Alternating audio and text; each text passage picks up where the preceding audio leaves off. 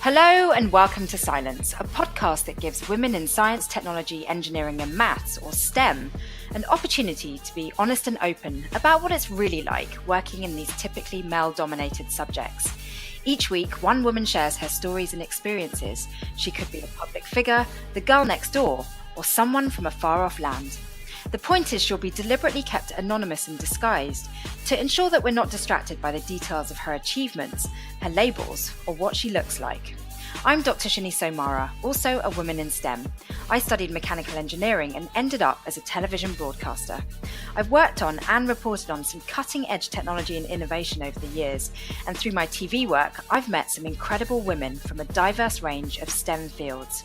And you know what? I've been more amazed about what I've learned from these women when the cameras have been turned off and they're just being themselves. These women have amazingly impressive CVs, but most importantly, they're human, just like the rest of us. And it's that off-air honesty that I'd love to share with you through Scilence.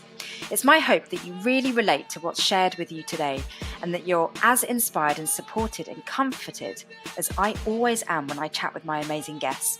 If so, please do subscribe to Scilence and maybe even leave some comments and reviews. I'd love to have your feedback. This week, my guest has a history in executive management and app development for video games, mobile content, and augmented and virtual reality.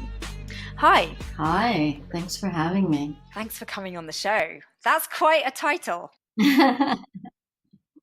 Well, yeah, I've worked my way up to the top. How has that journey been? Well, it definitely has been a unique journey, and I've figured out a few things that have helped me navigate the landscape. But I started off initially as a coder and doing web development a long time ago, back in the dark ages of the internet.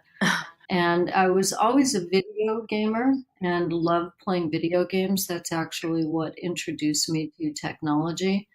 But I always found myself getting put into management positions. And I think some of that was because I had this ability to translate strategy, the corporate strategy, into a real product roadmap and ensure that the engineering teams were building something that the companies really wanted. And, that's what I found for myself was kind of my sweet spot of where I really was able to identify what I was good at. Right. So take me back to when you were a little girl. Like, did you know that you were going to end up being in some kind of STEM field?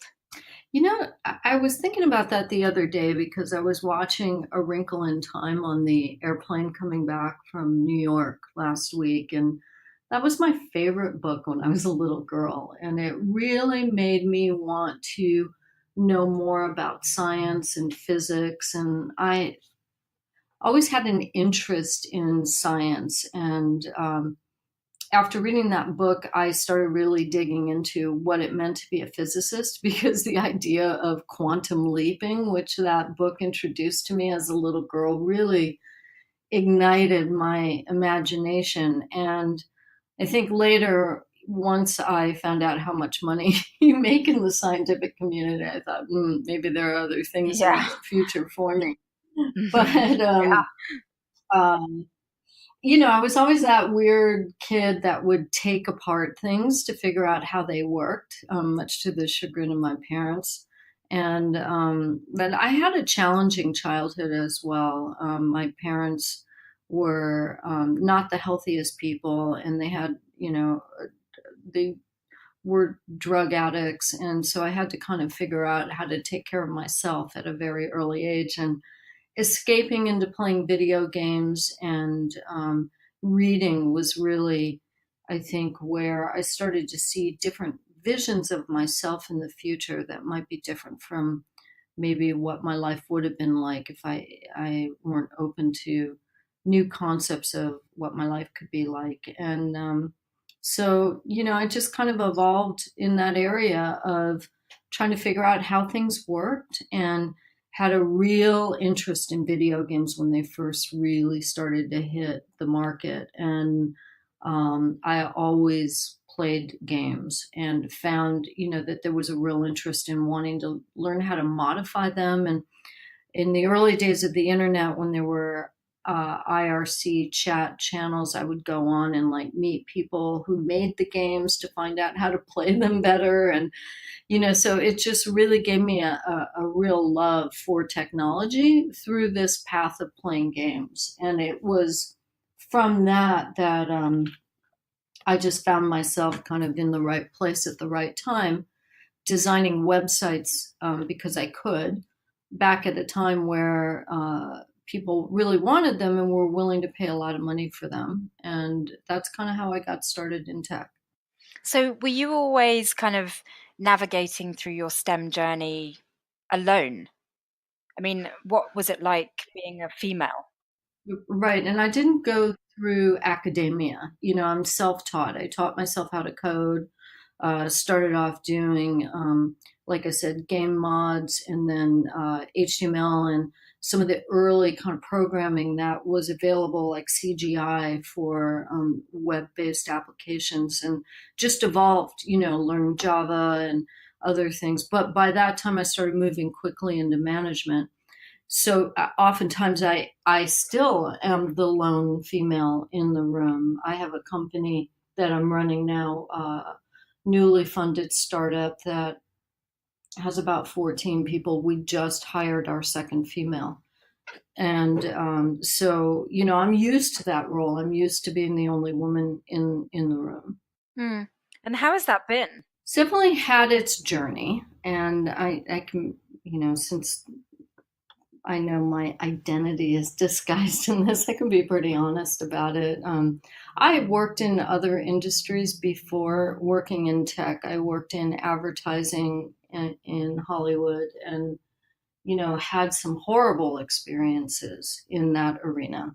Some of the worst kind of sexual harassment experiences you can have, like having a boss call me into his office with his pants down and pornography on his desk, And so I will say, working in tech, I have never had an experience like that.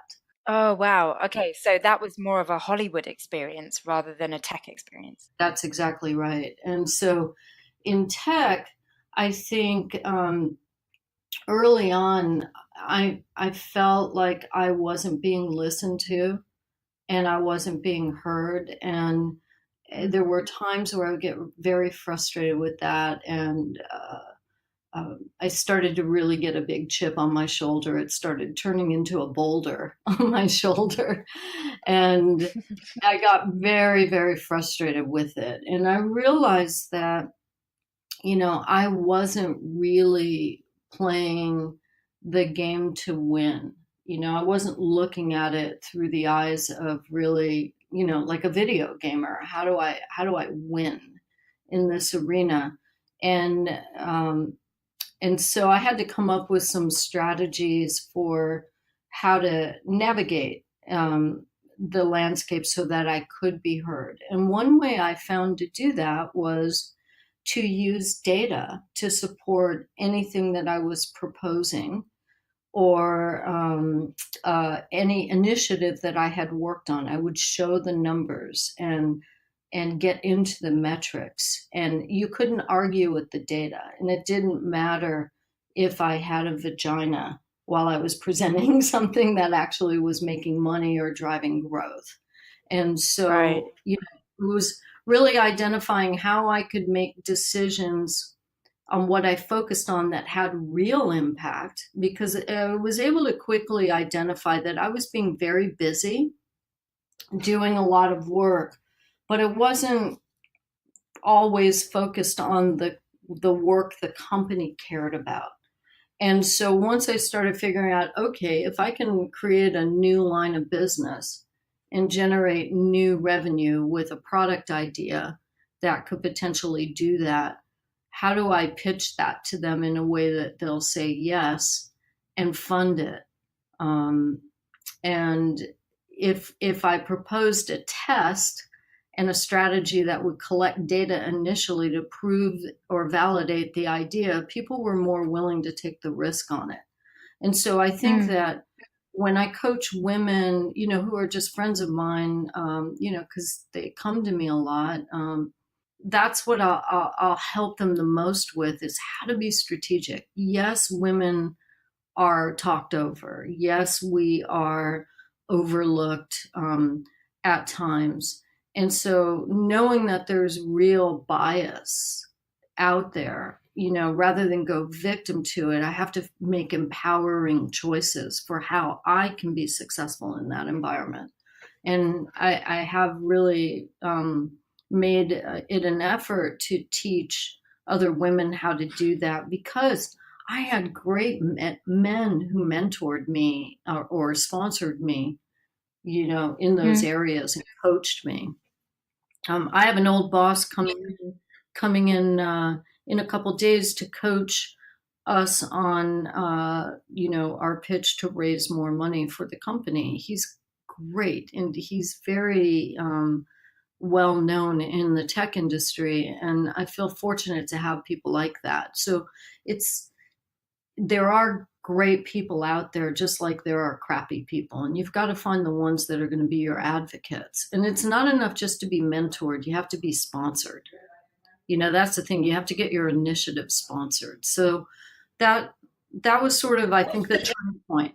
Well, What's the difference? the difference of being sponsored is having somebody who's willing to support and fund your idea. Right. And so you want to present ideas, no matter what level you're at, you can always involve yourself in projects that will save the company money. And then if you can get on a project that will actually make money or drive growth or drive real innovation, I always encourage people, even when they're at the beginning of their careers, to get on those teams, because you being associated with that initiative and that success, that's a way to get sponsored rather than mentored, right? Mentoring is having a cup of coffee and somebody like giving you support, right? But sponsorship is really funding and giving you resources to build something. And that's what I think women really have to really take ownership of is, can I get in there and help build something that's meaningful, you know? Right. And I think to make the leap from seeking mentorship to seeking sponsorship requires a lot of self belief. Yep, it does. Even if you have to fake it, though. I don't think I had 100% self belief, but I had some moxie. Some of that is just the result of me growing up in the environment I grew up in. I had to be tough, right? Yeah. And I remember this same boss who's coming to help us. He's retired now, but um, he when he was my boss, and I was pretty junior at the time. I think I was like director level, running product development, and some people didn't. My direct boss and his boss didn't want to support this idea I had, and I went to the CEO and I just said, look, I really do believe this is the right thing for us to do. And I can get it done with this amount of money and these 4 people. I can build the prototype and I know I can get it done in 6 months. And if I don't, you can fire me. But if I do, I would like to be made a vice president so I can really drive some of these new initiatives forward and have the Wow. authority to do it. So I negotiated, and I was terrified to do that. But I had Mm. read in some book that this is how men did it. And so I thought, well, let me go try it, right? And when I did that, he actually like looked at me and went, this is really going to upset those 2 guys. And I said, yeah, it will. And he said, yeah, it could be fun. But those 2 guys, while they were initially furious with me for going around them after I got promoted, there was a lot of respect there. One of them even said, that was very well played. And many years later, I went to go work for him again. And the other guy works for me now. So, you never know like how things can turn around. And that's why I think just making more choices that are empowering. Uh-oh, that's my little dog in the background. Hold on. Our chief security officer. I've never heard your story, and it's really kind of different to hear a woman in STEM come from a background that isn't conventional, i.e., you know, didn't kind of study the traditional subjects, go to university, qualify, get your first job, work your way up the ladder. It sounds like you really carved out your own career. And to do something like that must have taken so much courage. Where does that courage, Yeah. where do you think that courage or inspiration come from? Well, that's a good question. No one's actually really asked me that. And some of it, the thing about courage is you don't necessarily, courage and confidence are two separate things. And I think I used to wait for the confidence to show up before I would take the action. And what I actually found, especially after that conversation, was yeah, I was terrified to have that conversation, but my feet took me to have it anyway.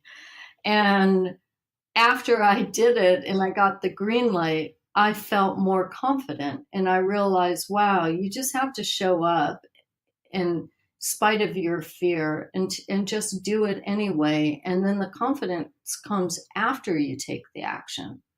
And so Yeah. that's something I think that females could definitely do more of. I think sometimes we strive for perfection Yeah. and it might hold us back sometimes. I've certainly seen that. Maybe it's a function of, you know, well, it is changing now. More girls are playing team sports, but one of the things I learned from playing video games was how to fail, and how to learn how to win the game by failing over and over again. So you kind of that fear of failure, especially if you iterate quickly. That's the beauty about tech is in these STEM related industries is that it's a process of experimentation and trying things out, and so there's margin for error there, and especially if you can get in and out of things quickly to find out that they don't work. It makes jumping in or that leap of faith a little bit easier to just investigate. It's more a curiosity, right? Yeah. I mean, I also wanted to see how my boss would react to that conversation. Yeah. And maybe I just didn't know any better from not having, been exposed to too many case studies, et cetera. Mm. It's that same little girl had to figure out how to do some really hard things with a checked out mother. Yeah. It's kind of like just taking the leap and seeing how it all kind of pans out. That's a big attribute of software development that I really love. It's like, let's get something up and running that's working, look at the data, and let the data, which is kind of like a conversation with your end user, telling you what they like through the analytics. And then from there, let that inform your next move. It's also, I've found it's a great way to live your life too. Yeah. Just kind of put your feet on the road and get on the road and see where the journey takes you. If you're not so attached to very specific outcomes, something more wonderful may actually emerge Oh, that you hadn't really visualized when you first started. yeah. I mean, such inspiring words. I mean, was this all self-taught? I mean, did you have anyone along the way guiding you to this kind of ultimate wisdom? Of course, I've had, and it's not ultimate, we're always learning, right? And, I'm CEO of the company I'm running now. I've been number two for a long time. I think women are great COOs.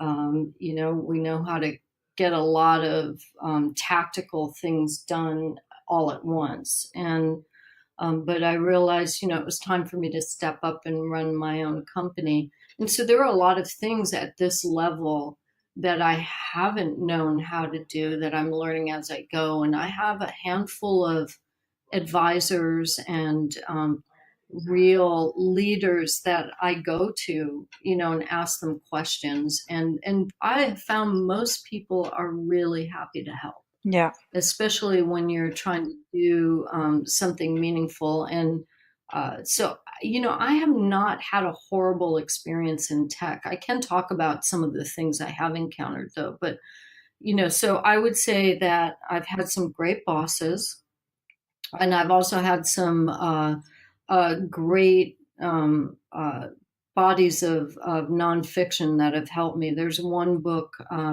from the 70s I found at a yard sale called Games Mother Never Taught You, Corporate Gamemanship for Women, that I found amazingly helpful. And one day I want to write a more modern version of it, Yeah. and I found that to be really helpful because it really kind of exposed me to some tactics that I never really knew that could even be approached. Um, uh, and again, that's where I found the ideas that, wow, I wasn't really playing to win. Yeah, I mean, as a woman in tech, there is this general assumption that you are a minority and that you have to. Yeah, or yeah, that you're not even technical. Yeah, That's the other one. yeah, People will go, "Oh, do you work in marketing?" Or nothing wrong with marketing functions and stuff, but it never, they'll meet me, especially when I was younger, and just look at me and go, "Oh, she can't be technical." yeah, Do you know? yeah. So, what other things have you had to navigate being female in a very male dominated industry? Well, that one aspect, I will say, an old boss of mine actually exploited it because he would say, "I'm going to bring in our head of technology, and before you meet this person," he never revealed my gender. You need to sign all these non-competes or non-solicits, um, and he kind of set it up so that when I walked in the room, when they might be expecting, some PhD from MIT or IIT, and I walked in, right? And it really threw them off their pins. So he was really good at playing into that. They didn't know what to expect because I've run before I became a COO. I was running tech teams and the engineering teams as started off in product development and then ended up running product and tech together to make sure they were aligned, and then ultimately ran operations. And So some of the things I've had to encounter earlier in my career was, as I mentioned, being heard. And my strategy to counter that was to use data, right, to end some arguments. And then the other thing, though, that I have found, and it still occurs, is I believe women get held to different standards, and these biases are deep. I had a developer who actually she was our CTO at a company I was at, and let's say her name was Daniela, right? And she, when she was an engineer, she would submit her resume for job openings and be, returned a very nice letter that said thank you, but you don't have the qualifications or the experience levels that we're looking for this role. And then she changed her she thought on a hunch, let me drop the A and submit as Daniel. And all of a sudden she was qualified. So, I mean, those kind of Wow. things are out there and you have to know they happen, Yeah. right? You just have to know. And there are all these controls, like in the symphony, when you audition now, they do that as blind audition. So you can't see the gender. You just hear the performance for the Mm. audition. For those reasons, we need some version of that for tech, right? You know? Right. So it does still exist then. Oh, for sure. For sure. It still exists. Because people aren't even aware that they have that bias. It's an unconscious bias. So as a female, you have to know it exists and figure out how you're going to push through it anyway. And like she did, she ended up being CTO of a company. So she made it work, right? She would show up or they would call her on the phone to schedule the appointment and hear her voice. And by that time, they couldn't back out. So she was crafty, right? Yeah, and there seems to be like a common theme between you and someone like Daniela, which is that you pushed through it anyway. Yeah. And like, I've heard other statistics that GitHub code that gets checked in, open source code that gets checked in where gender's not identified, the female code will get accepted very frequently, even higher than male, at a percentage. But that if the gender's identified, it's less, right? On open source contribution. Yeah, maybe there's a strategy there for how we can infiltrate. I'm surprised that it still goes on because I've heard that, with all the initiatives to encourage girls to code and things like that, like your industry in particular has become a lot more open to uh, receiving women. Yeah. Yeah, for sure. And I think that one of the best things that's happened to the STEM industry is Minecraft. It's gotten This is where I think women have to really take responsibility for some things too. Like, we talked about pushing through anyway. If you really love it, you've got to figure out how to make it happen. And once there are more of us at the top, we can lead the way and change the rules and open the doors for other people for a more well balanced workplace. But Minecraft has raised a whole generation of young women now entering universities on STEM tracks because they've been, for the last 8 to 10 years, have been seeing themselves as builders and makers and working with toolkits that look a lot like software. And I think this is really, you got to get down to the root level and start young, shaping that mind to see themselves that way, right? And Yeah. I always felt that playing video games kind of made me a little bit of a badass too. Do you know? Even if it was just one. Well, I was going to actually say that because it sounds like your journey through STEM, you didn't take any crap from anyone, whichever gender. But don't you think that's did you ever feel like you were compromising on your femininity by having to be like a badass? No, no. I think most people who know me think of me as very female. Do you know? I mean, I'm uh, totally into fashion, and I never like showed up at work acting like a dude. Right? I've always been myself. But Mm.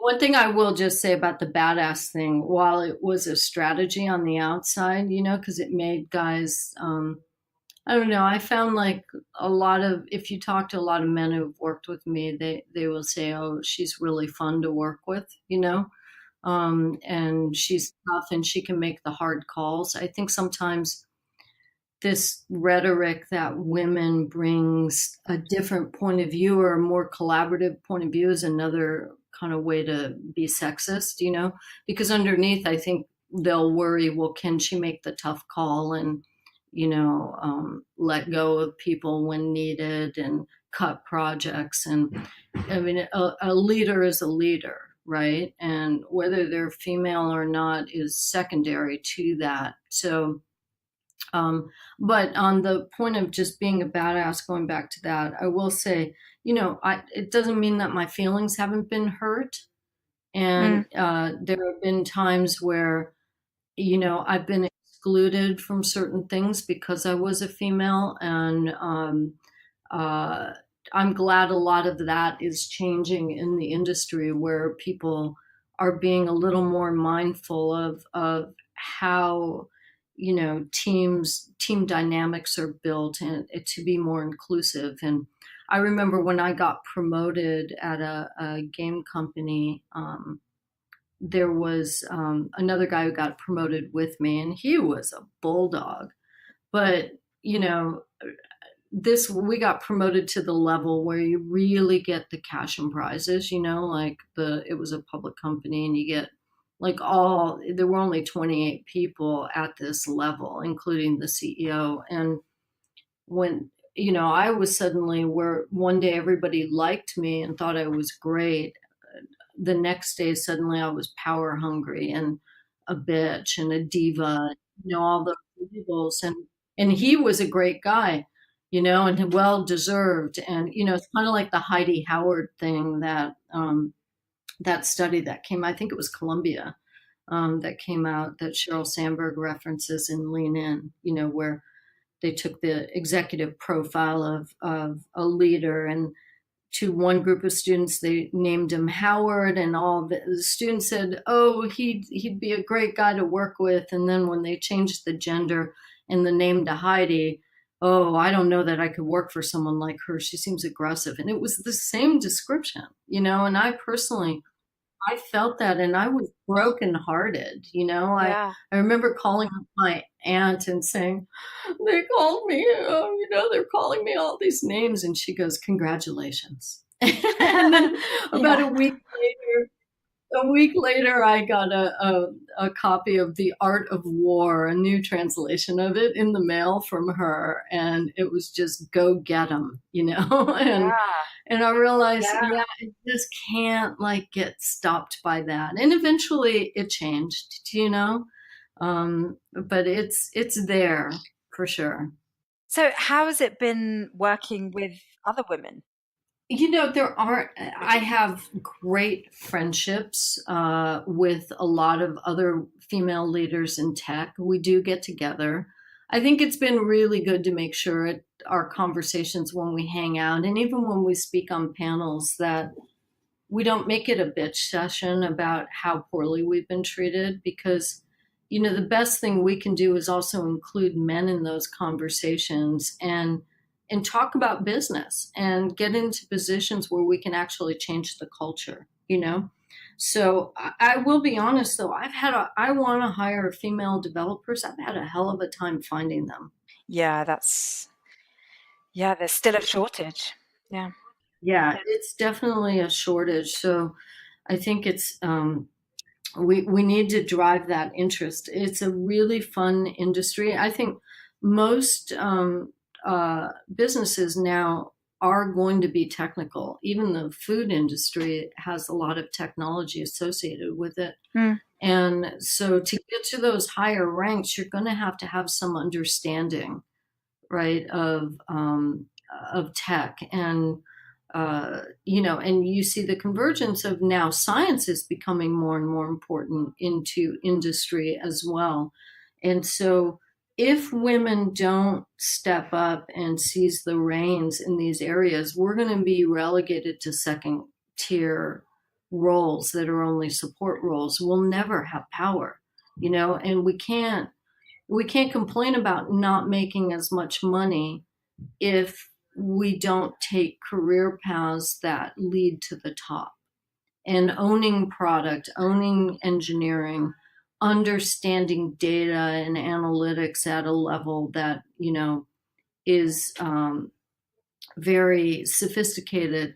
Those are the things that are going to give us the foundation to get to the top, and then we can make it better for other people to follow in our path. So I think that there we have to look at it as being empowering. Um, so taking responsibility for our career paths, negotiating like as hard as men do, and asking for promotions, and having those conversations that are awkward and weird, like the one I had with that boss that day. But I negotiated a promotion out of that. Okay. I have to say, listening to you, it's incredibly inspiring. But when I take myself back to younger Shani, who was just studying STEM subjects, I I didn't have that badass attitude. I was very highly lacking in self-confidence and self-esteem. I knew, I was smart enough to do those subjects, but I didn't have the balls. One thing I want to point out, balls are actually the weakest part of any human body. If you think about it, right? It's the most vulnerable. You can take a person down. So maybe we should say the eggs. Good point. Right. But that is so interesting because vulnerability is actually, an opportunity to really show your empowerment. Because I think many people are trying to disguise their vulnerability, and that's where they kind of trip up. But to actually be able to own your vulnerability is an extremely powerful thing. For sure. I think men are really struggling with this right now because, you know, they've been raised to also not show their emotions, and I think it makes them sick, and there are aberrations that come out of that. So, I'm just really glad all these conversations are happening now so that people can look at all these gender roles we impose on each other. Mm. You know, it's now, especially as women, can take care of themselves, etc. It's I think even though we're sort of swinging far to the left on this issue or all the way over to the right, people are very confused about gender in the workplace and how we should all be treating each other. I think good stuff is going to come out of it. But going back to young Shinny and the confidence thing, how would you talk to yourself, knowing what you know now? What would you say to yourself? Well, so many things. I mean, just sticking to the topic, I would say that it's okay to feel self doubt and feel vulnerable, and to use those things as an opportunity to grow, and uh, to develop courage in the same way that you had that difficult conversation with your boss, kind of knowing that you could be risking what you want, by actually putting yourself out there. You allowed failure to be a possibility. And I think a lot of girls in STEM don't allow failure to be an option. So I think I would tell my younger self that failure is an option. Yeah, we get scrutinized, like, though, too, right? We do get held to different performance We standards. I do. can't We absolutely make do. as Yeah. many mistakes. And that's only, I think, because there aren't that many of us, and the more the more We're almost like the mascots for women in STEM. yeah, we just have to keep pushing through and getting there. It's getting better and better, though. I really do believe it. It's just, look, I can create the culture now at the company I have so that it's not hostile to women, Mm. right? Um, a lot of men don't even realize that how they're behaving creates a hostile environment. So having a boss who can just gently pull them aside and say, hey, maybe you don't want to say that, or just be mindful of what you're doing. We can help change the culture a little bit. Yeah. I mean, I made this podcast for women in STEM, but actually, I feel that what would really help women more than anything is a change in male attitudes towards women in the STEM workplace. I couldn't agree with you more, and that's why whenever I get asked to speak in these women in technology kind of things, I'm not really wanting to do them anymore on these panels because there are no men in the room who actually need to hear Yeah. it, you know, Yeah. and it needs to be an inclusive conversation with them too. Yeah. But you know, we also have to go back to how do we help girls find the courage and the support that they need to speak up. And it's not only females too. I find different cultures also, at least in the Western world, might have different things that could potentially hold the person back. Like, my grandmother's part Chinese, and she was kind of raised. She's passed away now, but she was raised with the concept to be self-promoting would actually bring you bad luck. Do you know that you don't talk about yourself Mm. and what you Yeah. accomplished? And we've seen that, that's definitely an attribute in some cultures. Well, in American business, especially, even more than Europe, it's a requirement. Yeah. I'm surprised it didn't affect you if your grandmother, because my parents actually have that mindset, which is whatever you brag about, you will lose. How did it not affect you? Yeah, well, I didn't listen to her too much because I could see, again, it's like when you look at it like a Mm. game board, Yeah. right? You can't walk in with a different rule set. You have to look at the game that's actually being played. And in the work environment I was in, self promotion was a requirement. Even if you didn't have the confidence, you had to act like you had the Yeah. confidence, Yeah. you know? So while you say, yeah, how did you find so much courage? How were you such a badass? Like I keep saying, some of that was fake initially, do you know? I just did it anyway, even though I was afraid, and I'd be like shaking on the inside. There was a part of me that knew that part of the way that these people played that game was that you have to appear like you're in control and that you can do it, you know? Yeah.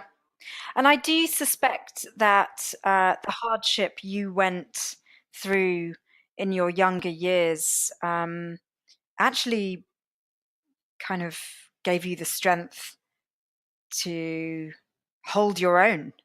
I think one of the best healing things for me was to start to look at it that way. For a long time, I looked at the early stages of my life as creating all this damage and feeling very wounded by it. And I was able to get some help in that area, and I would encourage anybody else who has gone through those kind of experiences and not deal with and hasn't dealt with it to go get the help.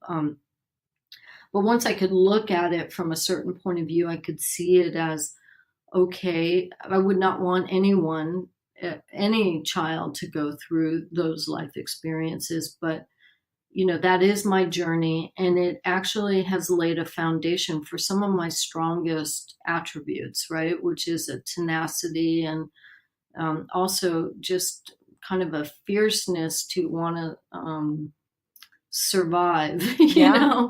and and I think maybe men have that a little more easily accessible to them, just on the way that they're raised from being Yeah. boys to toughen up and act as if and deal with failure a little more. I'm not saying it's right, but it might prepare them better for these environments, or at least they bring that into these environments. So, Yeah. I mean, I just want to go back to the vulnerability point because there may be women listening to this thinking, if I ever showed vulnerability at work, I would probably get fired because emotion doesn't feature in the professional workplace. and there's some truth to that, right? Because if you got on an airplane tonight and you saw the captain or the pilot of the plane sobbing in the cockpit, you might be worried about the next four Yeah. hours of your life, flying, right? So there is some truth to that. Or even you think about how children feel very insecure when their parents are expressing difficult emotions, right? So from a leadership profile, there is some Yeah. truth to that. So But I don't think the way the macho culture does it is healthy either. Yeah. I mean, what is your solution to it? I mean, how do you conduct yourself as a woman in a very kind of unemotional profession? Well, because I'm CEO, I think of myself as a leader first. And that airline pilot example, it helps me a lot. It doesn't matter if I'm male or female. I need to instill confidence that I'm going to take them on a safe flight and land them so that they don't die, right? Like that's very important Yeah. because So it's you kind of want, back to the data, isn't it? yes, it It's back is. to the data point where you were saying, you've got to have the gravitas to back you up. You do. And that's whether you're male or female, that is a leadership role, right? And it's confidence in but you can build that confidence. I didn't just show up with that confidence. It's been cumulative based on success and also an understanding of fail, that I've learned how to do things through failing and Yeah. also how to build support layers. That pilot has a co-pilot and a crew and Yeah. safety checks and all of that. So there's a lot of support there. I think you can make yourself vulnerable by not leveraging all of that or building a good team. So there's different ways to look at Right. vulnerability. As far as just being Mm, emotional, um, I try not to be too emotional at work, but I've had some very real moments, where, um, uh, well, my late husband. You've met him, right? I think he introduced the yeah. two of us. When he Yeah, was he did. dying from cancer, I showed up at work and I was not 100% present. And I Yeah. had to ask my team to step up and help me and support me. And I think Mm, that, that was very difficult for me to do. I wasn't comfortable doing it, but it was really good for my team to see me as a real human being. And then a few absolutely. years later, when one of my coworkers at that place had his wife lost to illness and then ultimately passed away, he's been able to reach out to me for advice because I showed myself, as Mm, spouse, a person dealing with a real life issue that many people around you at work are dealing with, so while you don't want to, always be falling apart, we're human. We're human. yeah. It's also good to show your human side. Yeah. Hmm. Yeah, and I think that's something that women deny themselves of in a male-dominated industry. They feel that they sometimes can't actually express who they truly are in a 3 or 4 dimensional capacity. But men feel that way too, Shani. I know many of men that want to like be home with their sick kids and they just feel they can't, right? Because they'll risk their position. And so That's interesting. Yeah. because they have to, always be on call and respond to emails. And I just think overall the culture needs an overhaul, and Yeah.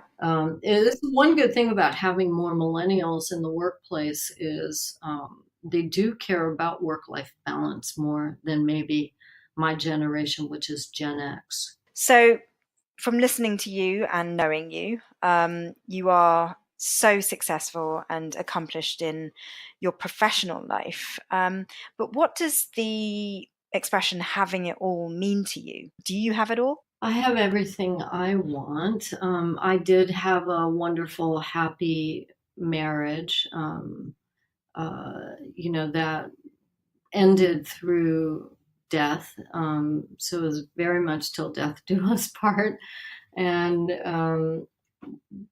I was the breadwinner in the back half of that relationship, and he was the breadwinner in the first part of it. So, it was a true partnership. I never wanted to have children and I chose not to. So I can't speak from that side of I know there are real challenges to navigating motherhood and being a career person, but I have seen many women do it very well, including my best friend. And so I know that there are great role models out there who have done that. For me, no, I don't have it all. I am still navigating grief. It's been 3 years since my husband died, and uh, rebuilding my life, doing this new company is a part of that, and I'm very excited about it. And I'm starting to date again, and it's kind of ridiculous. And um, but there's a part of me that would just give anything to be back in time too. So Mm, life has its challenges. It's very ephemeral, and what is having it all mean? At the end of the day, all I can really hope is that I'm the best person I can be, which means I'm kind and considerate and trying to find meaning and purpose in my life, so that when I leave here, like my husband did, he was a remarkable person and did a lot of good in the world. He felt very good about what he had done here. And I want that same feeling.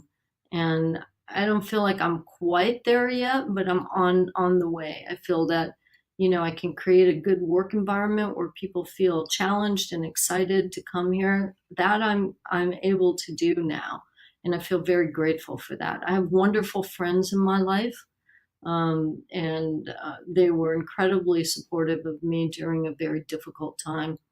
I've come to find that my husband's daughter and her children are real family for me, at a time where I've lost a lot. And so I'm very grateful for what I do have. Is it perfect? No.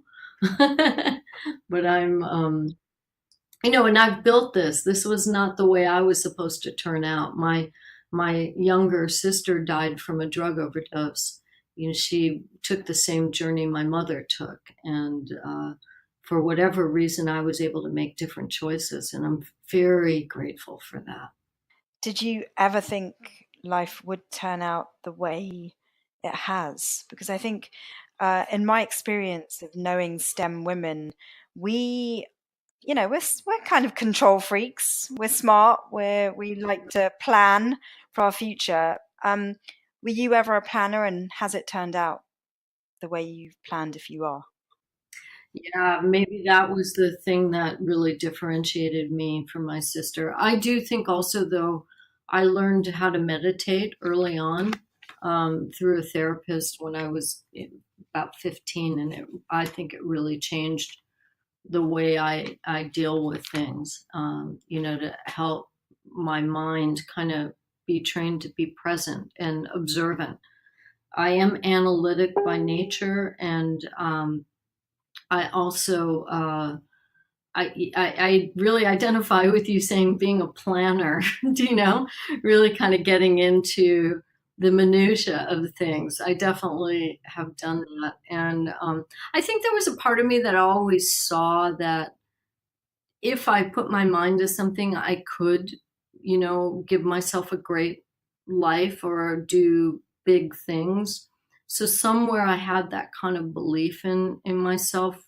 I don't know where it came from really. Maybe it was from reading books and having the ability to, have a different vision of mm, myself combined with that meditation practice.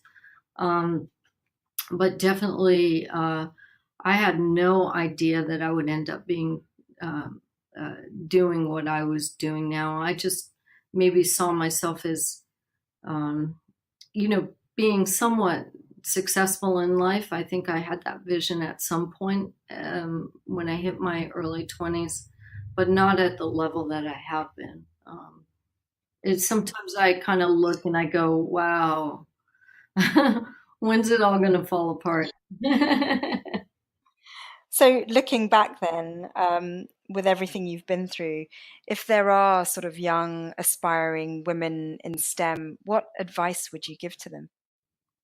Well, there's a few things I would say is to look at the path in front of you strategically and design a journey that's focused on contribution, whether it's contributing to the overall success of the company through the projects you pick, or, and by company, I mean whatever you're interacting with, even if it's academia, to be strategic about it and to negotiate what you deserve and ask for it. Uh, don't wait for people to grant it to you and to acknowledge how great you are. You're going to have to tell them that you deserve it, even if you don't believe it. Just practice it and fake it and show up and do it. Do it anyway. Don't listen to your head. Be louder than your fear and do it anyway. Ask for more money. Let me give you an example. My husband's granddaughter called me and she said, I got a job. And it was like her first job out of college. And I said, how much are they paying you? And she said, $38,000. And I said, great, ask for more. And she goes, but this is my first job. And I said, I don't care. You have to build the muscle to ask for more. I said, this is one of the real reasons why men at the same level make more money. I have never sat across a woman and offered her less. I always offer the low end of the salary range that's been approved, expecting there'll be some negotiation. And I see men negotiate and women very rarely negotiate. Yeah. Well, that's a real question about knowing your worth, isn't it? Well, what I told her was it's less even about that. It's just building the muscle to ask, right? So I said, just ask for $4,000. And she goes, well, and I said, you're not going to ask. You have to ask. I won't talk to you until you just ask for it. Even if they say no, you're building the muscle. So she texted me the next day and said, they're going to give me $8,000 more. And so she got it, and it taught her a really important lesson. And I'll say on average, it's $5,000. That's the, at the lower end of your salary, but it adds up like compounded interest because every year, most corporations have like an annual salary increase limit of like 3%. And your 401k contributions get keyed off your salary. And your next job salary get keyed off your last one. So if you lock in at a lower price, you set that tone, and if you negotiate it, that $5,000 difference, makes it's huge. Somebody had calculated it's over $1 million over your career lifetime you're leaving on the table for the average salary work. That's a lot of money. So that's the advice I would give to somebody just starting. Don't wait for the confidence. Just practice the script on how to ask and, back it up with why. Don't just ask for the money, but ask, back it up with why you deserve it. And the worst is that they say no. But one thing you can even do when they say no is, well, would you be open to giving it to me in 6 months' time if I accomplish X, Y, and Z? Again, it's strategizing, isn't it? So you're still negotiating. Right, you're tying it to performance. So I think some of those tactics are just, they're very tactical things that people can do that have huge impact on your journey. And that's, it's just telling someone to be more confident, etc., or fake it even is hard. But to specifically tell them to ask for more and how to ask, like I did with my late husband's granddaughter, was real guidance for her, right? Well, I really feel the true gamer in you is there, always strategizing and ultimately winning. It's been so amazing to have you on the show. Thank you so much for being so open Thank you so much for having me. And I hope people, find something out of it. But I'll just end with this, is that was the way to do it. That was authentic to me. Find your own version of it, just think and visualize your own version of what's right for you on that. And, it's sometimes I have this little mantra in my head where I just have to tell myself, be bold. But the one thing that really motivates me as a leader now is an understanding that people are counting on me. If I just go in to raise money for the company about me crushing it, or me, giving a great presentation, it's not as effective for me. I found for me what motivates me and gets me to get the job done is to say, there are 14 people counting on you to get this so they can take care of their families. And that's, for me, the end goal. I think everybody has their own version of that. And I wish everyone a wonderful journey. We need more badass women in this field, and I think I love what Warren Buffett said. We've had a society where only 50% of the population has been contributing, and how amazing the world will be when we can get the other 50% building and contributing at the same level, and we have to allow that to happen. Such wise words to end on. Thank you. Wow, what an incredible conversation. I just feel so inspired by my guest today, purely because it sounds like she's been through so much, yet she's risen strong through it and learned so much and wants to give so much back to women that may be following in her footsteps. I really feel like I've been in conversation with a true leader today, and I think I want to start playing video games. Thanks for listening to the show. Catch you next week, and don't forget to subscribe. Speak to you next week on Scilence.